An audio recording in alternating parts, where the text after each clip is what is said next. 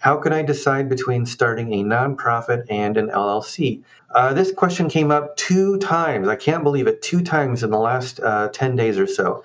And that seems like an oddly specific question. So that's why I personally put it on the list because it was so unusual to see this question come up twice. And here was the situation in one example. A person wanted to start or continue running an organization. They wanted the liability protection that comes from having an LLC or a corporation, which is what a nonprofit is, formed. But their goal was to provide good to the community, to the world. And in order to do that good thing, they needed to have money coming into the organization.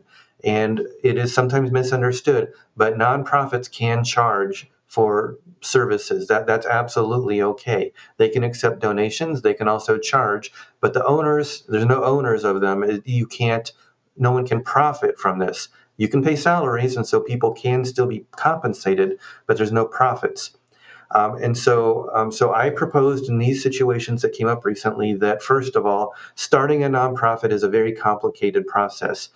If you are a small nonprofit that has under $50,000 in annual revenue, I'm sorry, not revenue, annual income, then you can do the streamlined and simple process, but it can still easily take 6 months or more.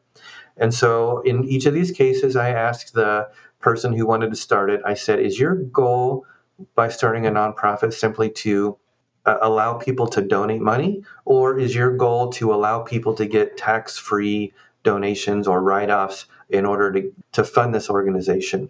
And if the answer to this question is simply that no one really cares about the write-off, they just want to make sure that they can receive money like donations such, then I'm just going to tell you, you don't need to be a nonprofit.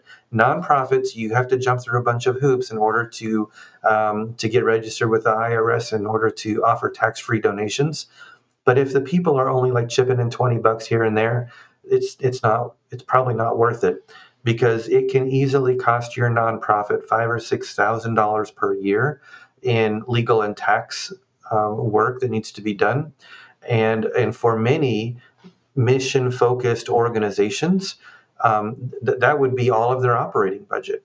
And so if you want the liability protection, I suggest, and you want to move fast and keep things simple, an LLC can do that. No, you can't give people write-offs so that on their taxes. But for a lot of people, if I got a 1099 for every $20 donation, that would make my taxes too complicated. I wouldn't do it. And so a lot of people, they don't care about that.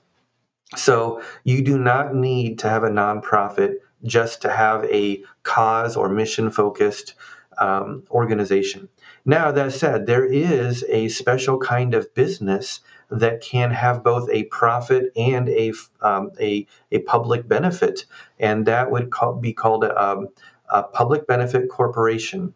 And this is a type of business that is legally allowed to both have a profit motive, but also divert money from its profits to their public good. And so Patagonia Clothing Company is a classic example. And when I talk about this with people, I use the example of Michael Dell. When Dell was a publicly traded company, when people could buy stock in Dell, Michael Dell had a real problem because some of his investors kept suing him every time he tried to reinvest money back into the business, because corporations have a duty to their shareholders to maximize profits. And in today's world, that's being interpreted slightly differently than it was in the 90s and early 2000s.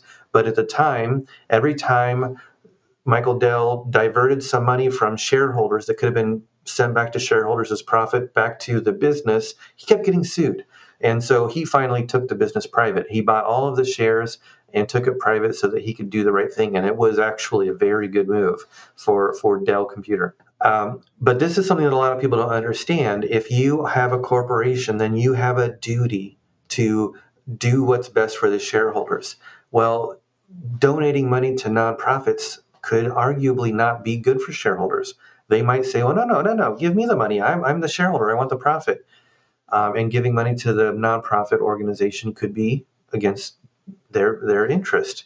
And so public benefit corporations are allowed to have two purposes, profit and a public benefit. And so they cannot be sued for serving the nonprofit or public benefit portion of their business in addition to their profit motive. So that is an option.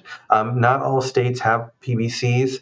Or B corporations, as they're called sometimes. Iowa, Minnesota, California, Oregon, they do. Many states do. I think about 2/3 of states have it.